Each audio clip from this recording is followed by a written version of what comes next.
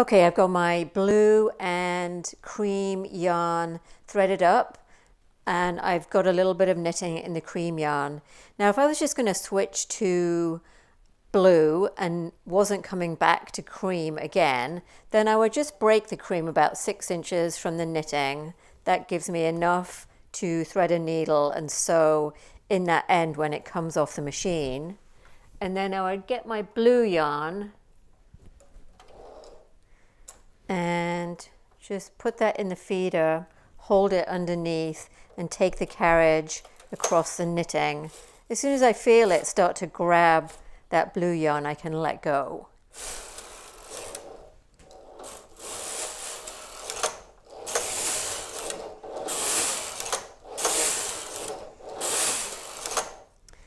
Now, if I was going to switch to cream, but I knew I was coming back to blue after a few rows, I would instead take the blue out of the feeder, but don't break it.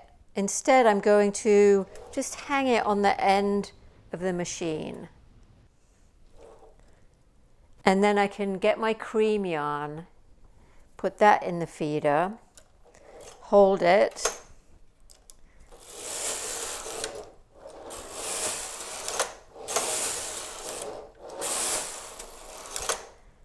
and then when I want the blue again, I would take the cream out and switch places with the blue. So I'd release the blue from the end of the machine. Make sure that they're not twisted up here. So I'm going to put the blue in instead. And I can either put the cream back on the edge of the machine, but I usually just hold it out of the way. So I'll hold it so it slants down so it doesn't interfere with the carriage. And again, far enough forward so that it doesn't interfere with the carriage when I'm knitting. And then I can knit with the blue.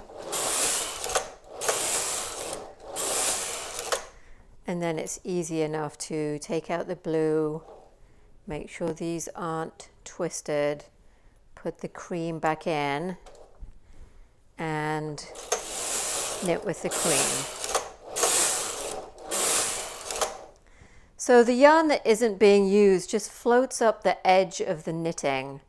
And if I was to knit more rows, say I was going to knit more than 1/2 inch or so of cream, but I knew I wanted to come back to blue, in order to keep these little floats fairly short, I can just hook the color not in use on to the end needle and then knit some more.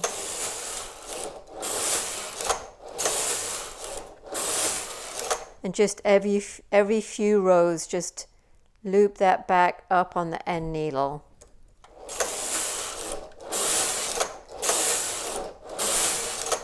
And then when I want to use it again, just switch out as normal.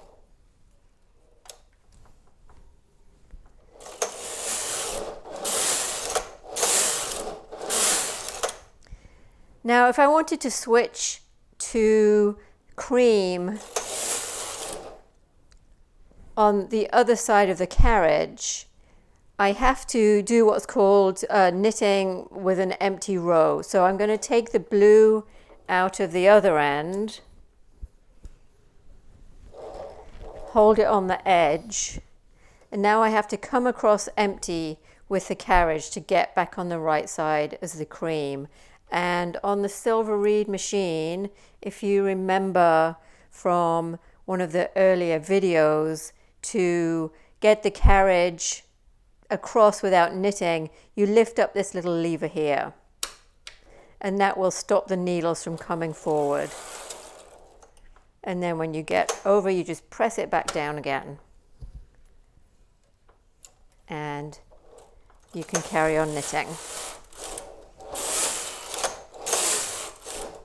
If you're on the Brother machine and you want to use the free pass, then you would push the part button in the direction that you're going to take the carriage. So if you're moving to the right, you push that part button.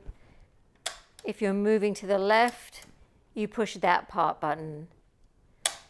And as long as your needles are in working position, they won't move. Now, let's say I wanted to knit with a third color that isn't in work, and I only have a 2-color feeder. It is possible to get feeders that hold more than 2 yarns. For the Brother machine, you can get up to 6.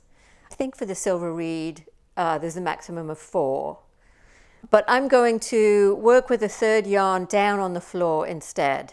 So I'm going to get my third yarn and I'm going to put it down on the floor. I'm just going to hold it there for the moment. I'm going to take the cream out of the feeder, hold it on the edge.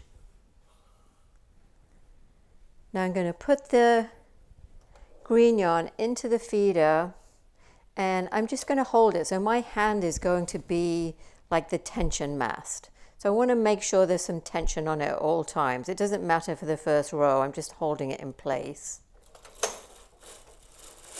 But when it starts to knit, I'm going to not grip it firmly, but I'm going to put a little bit of tension on this yarn and let it feed through my fingers. When I get to the other end, I'm going to start lifting my hand up as I come back towards the carriage. So keeping tension on that yarn, you might want to move your hand a bit closer to the carriage.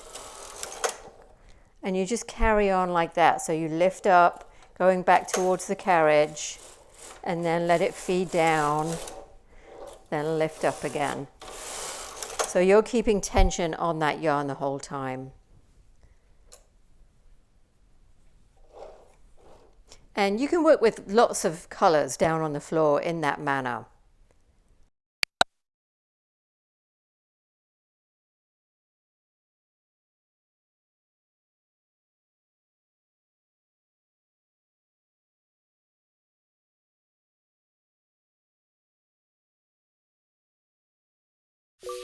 That was one of our videos from the beginner class at the knitting school. To find out more or to watch the whole class, go to the website www.theknittingschool.online.